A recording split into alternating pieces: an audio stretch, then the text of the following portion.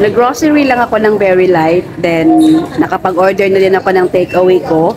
Pipick upin ko na lang. Tara, see you sa bahay. Andito na yung in-order ko, so pipick upin na natin at uwi na tayo. At ito na yung tinake away ko na food namin ni Lola. Ang kasama nito ay fried rice to, shrimp fried rice with pineapple and soy sauce chicken. Nagluto lang ako ng 2 itlog para sa akin. Kay Lola, bibigyan ko lang siya ng soy sauce chicken at saka fried rice. Tara, pakainin na natin.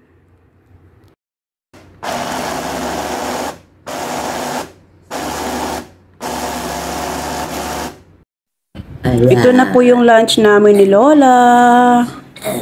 Naka-blender na yung kanya. At saka may pachicharon pala yung fried rice nila. Kawawa po si Lola. Wala po siyang tulog kagabi. Ubo ng ubo.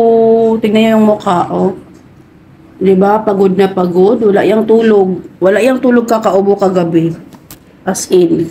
Ako na talagang naaawa. Hindi rin ako makatulog. Kasi hindi siya marunong talaga mag-spectorate ng flame niya. Phlegm niya ba? Hindi siya marunong gala ganun. Kung sa Bisaya pa, hindi siya marunong mag-ulipad. Oh. Pakinggan niyo. Ganun lang. Hindi siya kaganon. Kawawa.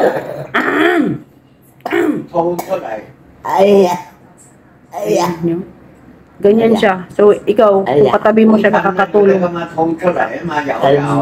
Makakatulog ka ba? Di ba hindi? Kawawa. Kaya pakainin ko na. Late ko na siyang pinabakod.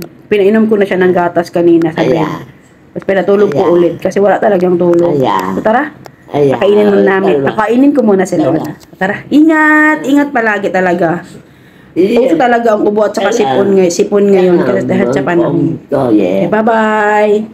Okay, bye-bye na. Bye-bye.